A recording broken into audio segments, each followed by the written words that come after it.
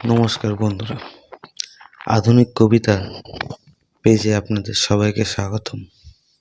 শুরু করছি আজকের কবিতা। কবিতার নাম মৃত্যু সেল, লেখক সৌতম রক্ষিত, আর আমি জোকার।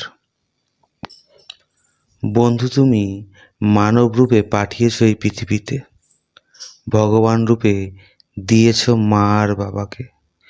সময় নামক বন্ধুকে দিয়ে হাতে ধরিয়েছিলে মসি, পরিস্থিতি নামক আর এক বন্ধুকে দিয়ে দাঁড় করিয়েছিলে আমাকে সাদা ক্যানভাসের সামনে। যখন পাইনি কোনো দিশা খুঁজে, তখন তুমি এ বুকে মারলে যন্ত্রণার সেল। কেঁপে ওঠে মসি সাদা ক্যানভাসের ওপর, উঠে আসে এক প্রেক্ষাপট। তুলে দিয়েছিলাম সেই প্রেক্ষাপটকে যারা কোনো দিন মা ডাক দিতে পারেনি, বাবা কী জিনিস জানে না, তাদের মুখে হাসি ফোটানোর জন্য। তারপর তুমি একের পর এক মেরে চলেছ যন্ত্রণার সেলে বুকে, আর আমি একের পর এক ক্যানভাসের রূপ দিয়ে সেগুলো করে দিয়েছি ঢাল ওই কচি কাচাদের। যে সেলগুলো তুমি মেরেছ, সেগুলি হাসিতে রূপান্তর করার জন্য।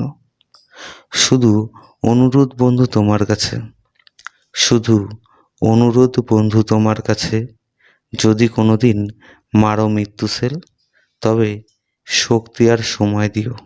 ওই মৃত্যু সেলকে আমি ক্যানভাসে ফেলে করতে চাই এমন এক ঢাল, যা দিয়ে ভুলিয়ে দিতে চাই আমি এই পৃথিবীতে যন্ত্রণা নামক কোনো সেল আছে। শুধু এই অনুরোধ রেখো তুমি বন্ধু আমার।